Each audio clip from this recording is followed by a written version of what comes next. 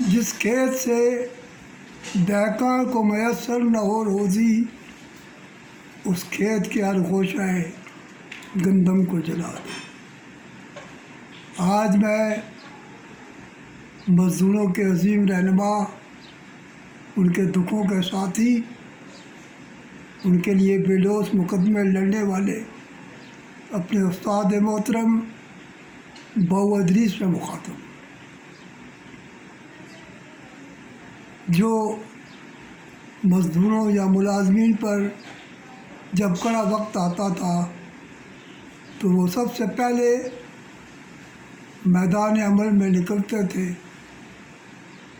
بلکہ اکیلے نہیں، سینکڑوں مزدور رہنماؤں کو ایک پلیٹ فارم پر اکٹھا کر کے آواز بلند کرتے تھے اور وہ مسائل حل ہو جاتے تھے۔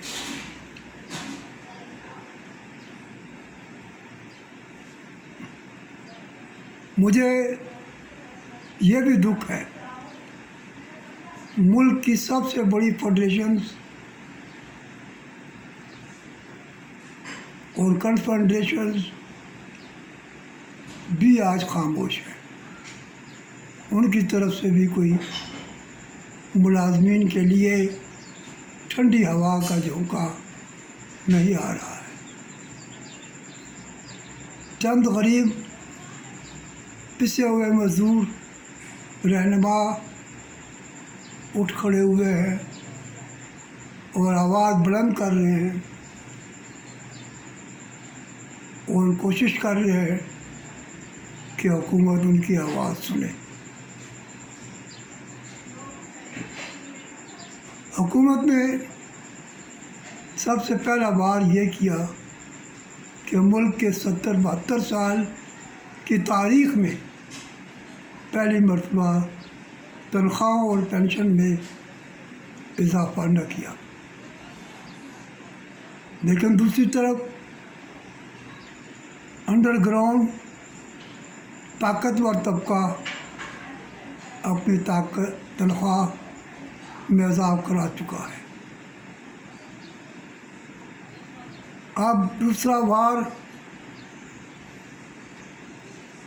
اس شخصیت سے کرایا جا رہا ہے جس کا نام ڈاکٹر عشرت حسین ہے، جو خود تو 80 سال کے ہیں، لیکن ملازمین کی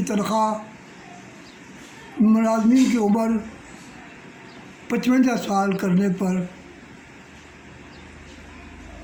تیار بیٹھا ہے، اور وہ کہہ رہا ہے کہ 55 سال عمر ہونی چاہیے، کیونکہ اس سے حکومت کو بہت بڑا فائدہ ہوگا، اور یہ IMF کا مطالبہ ہے۔ ساتھ ہی انہوں نے یہ بھی کیا کہ جو سول سرونٹ ایکٹ کے تحت ہر سال سرکاری ملازم کو سالانہ ترقی ہوتی ہے، اس کو کنورٹ کر دیا الاؤنسز میں، جس کا نقصان اس سرکاری ملازم کو جب وہ پینشن جائے گا تو ہزاروں روپے کی صورت میں ہوگا۔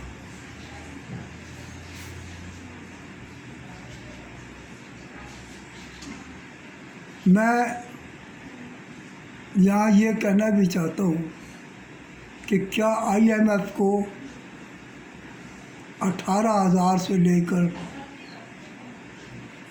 30-32 ہزار روپے تک تنخواہ پانے والوں کی وجہ سے خزانے پر بوجھ تو نظر آتا ہے، لیکن وہ لوگ جو لاکھوں روپے میں تنخواہ لے رہے ہیں وہ ان کی نظر میں نہیں آتے، وہ لاکھوں روپے تنخواہ ہی نہیں لیتے، بلکہ بے شمار مراد ان کو حاصل ہے، اور جہاں سے وہ آئے ہیں وہاں سے بھی وہ لاکھوں روپے پینشن لے رہے ہیں۔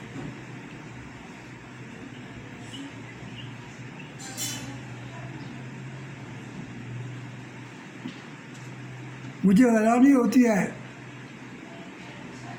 کہ آج بابو ادریس صاحب اور فیڈریشنیں اور جو وہ اکٹھ تھا وہ کیوں خاموش ہے؟ وہ کیوں نہیں بول رہا؟ وہ کیوں آواز بلند نہیں کر رہا؟ ان کی آواز میں بہت بڑی طاقت ہے. اگر وہ صرف ایک پریس کانفرنس کر دے تو حکومت کو تمام فیصلے واپس لینے پڑیں گے. تو بابو ادریس صاحب خدا کے لیے آگے آئے، ان تمام مزدور رہنماؤں کو اکٹھا کریں جن کو آپ ہمیشہ بلاتے تھے اور وہ آتے تھے، اور یہ مطالبہ کریں کہ جو تنخواہ ہے اور پینشن ہے اس میں اضافہ کیا جائے. 55 سال کی عمر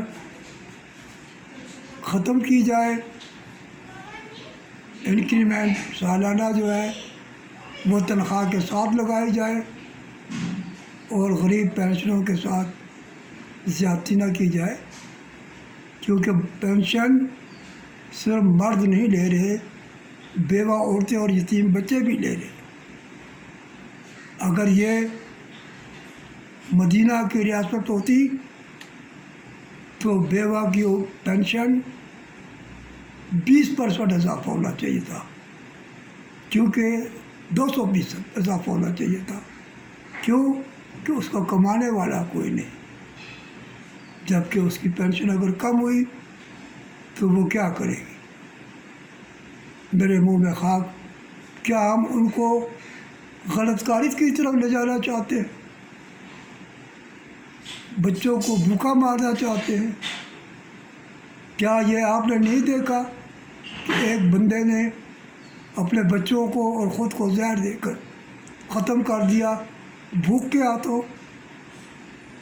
جس ریاست میں آدمی بھوکا مر جائے تو اس کی ذمہ داری کس پر آئے گی؟ کیا آپ کو حضرت عمر کا قول یاد نہیں کہ دجلہ کے کنارے اگر کتا بھی پیاسا مر جائے تو اس کا حساب عمر سے لیا جائے گا؟ کیا آپ کو نہیں معلوم جو ریاستیں فلاحی ریاستیں ہیں جہاں پر بچہ کا پیدا ہونے سے ہی ان کا وظیفہ مقرر کیا جاتا ہے، تو وہ اس قانون کو کیا کہتے ہیں؟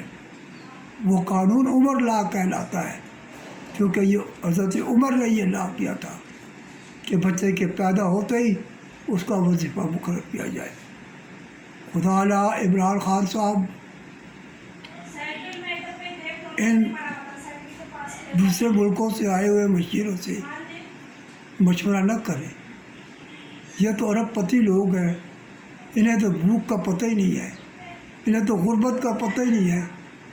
اگر مشورہ کرنا ہے تو آپ بابو ادریس جیسے لوگوں سے کریں جنہوں نے غربت بھی دیکھی ہے، سفید پوشی بھی دیکھی ہے، اور وہ لوگوں میں رہتے ہیں اور انہیں پتہ ہے کہ کیا حالت ہے لوگوں کی.